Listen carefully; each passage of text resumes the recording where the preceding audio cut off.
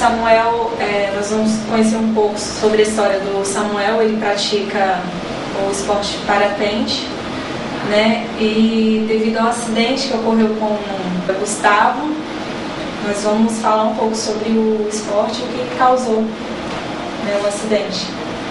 Samuel, você pode descrever para a gente como que é a prática do esporte, há quanto tempo você pratica? Sim, perfeito. Meu nome é Samuel Almeida de Souza, eu sou instrutor de voo livre e piloto de voo duplo. Eu estou na atividade de voo parapente há 15 anos. Tá? Eu sou instrutor da BVL, Associação Brasileira de Voo Livre, e estou voando de parapente há 15 anos. Como que você descreve o esporte? Seguro? Como que é a prática? Veja bem, o parapente, ele é extremamente seguro desde que a conduta do piloto seja extremamente segura, tá? Não existe nenhum tipo de acidente que não seja culpa do piloto. Não se pode culpar o vento, não se pode culpar o parapente, não se pode culpar absolutamente nada que não seja o piloto sempre, tá? Sempre. Então o que acontece? Eu diria que é seguro, desde que o piloto tenha uma conduta segura. Agora, se o piloto não for atento a todas as regras de segurança, será extremamente perigoso e será extremamente letal.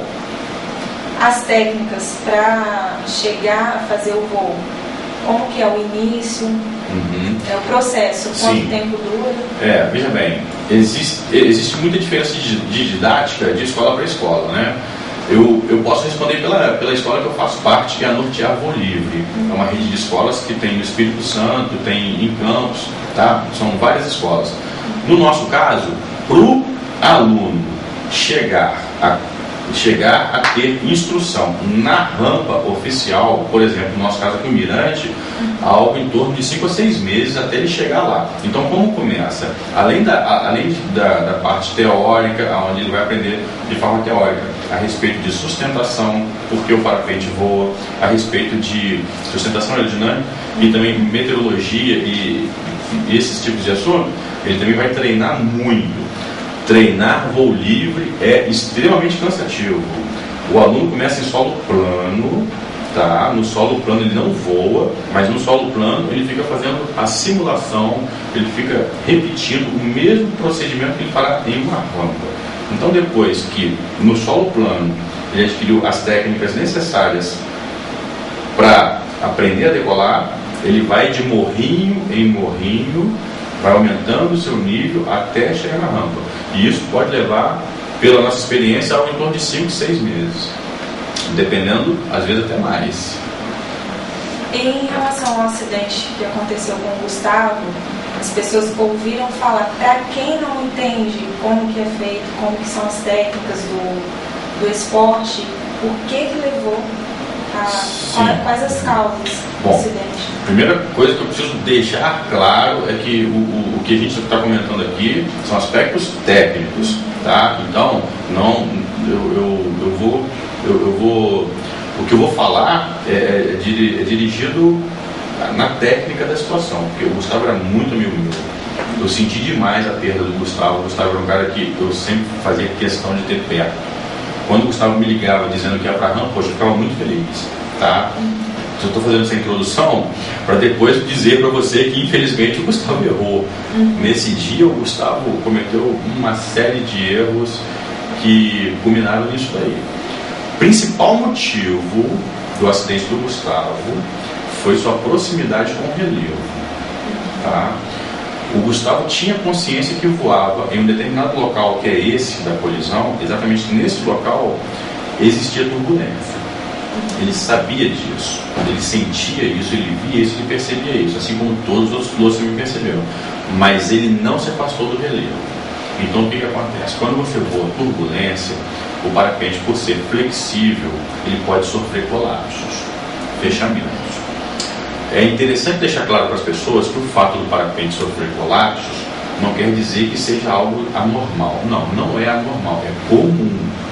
O anormal é o piloto não ter o procedimento de manter a linha de voo independente do colapso. Você está me entendendo? Então o que acontece? Neste dia, o Gustavo sabia que voava uma área perigosa.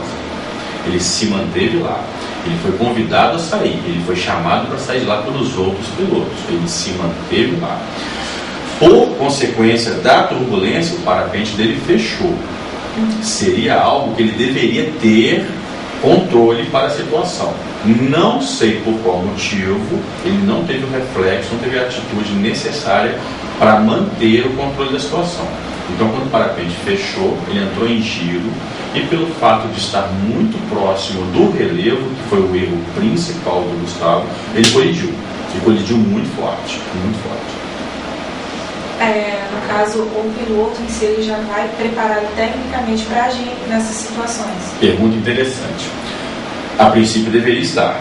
O Gustavo, pela experiência que tinha, embora ele não tivesse muita frequência, é algo que deve ser levado em conta, tá? Eu deixei claro para algumas pessoas que o Gustavo voava há 9 anos, mas ficou anos também afastado. Então, o reflexo necessário para você operar em ar turbulento é adquirido apenas com treinamento, muito treinamento.